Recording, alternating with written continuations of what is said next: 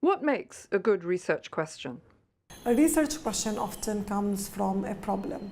You are within a context, a situation, and you see that there is an issue here. There's a problem that needs to be solved or that needs further information to understand what's happening. Maha Shwaib advises her students on how to make sure their research is of value to the community. I always recommend my students to read as much as they can to make sure that their question is not already over-researched, that there is information that we don't know really about this issue.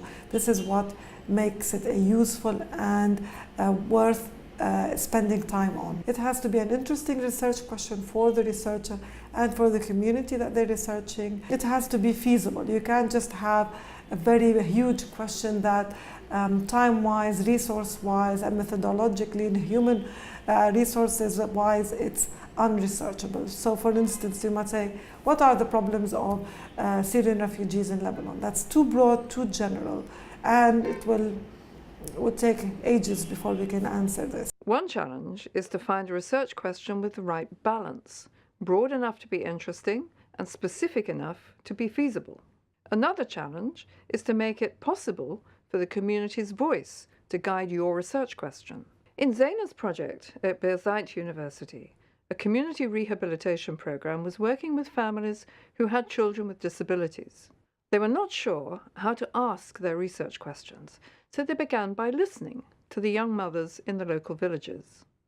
And there was this recurring theme.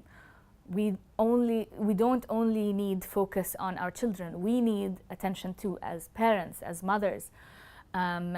We need support as well. And so at a later stage of our partnership, we developed a program that focuses specifically on mothers of children with disabilities. And that program started with, I think, 6 groups in 6 villages, and now has 40 or more. And that new focus on the community's needs had a real impact. It had been such a great success because it had reflected a need that came from the community and from listening well to what was needed on the ground. This was not a specific interest of ours, but it was something that is very needed and important for the community that the partner worked with. And so that's quite a difference. Once you have the right question, there's still the challenge of how you elicit the useful answers. You can't just pose your research question. So how do you do it? It's through a delicate selection of questions, effectively. Not being too invasive, but trying to get to the point. Not asking anything you don't need to know. If you only need to know one aspect of, say, a person's income, you ask that. You don't start asking things that you don't need to know for the survey.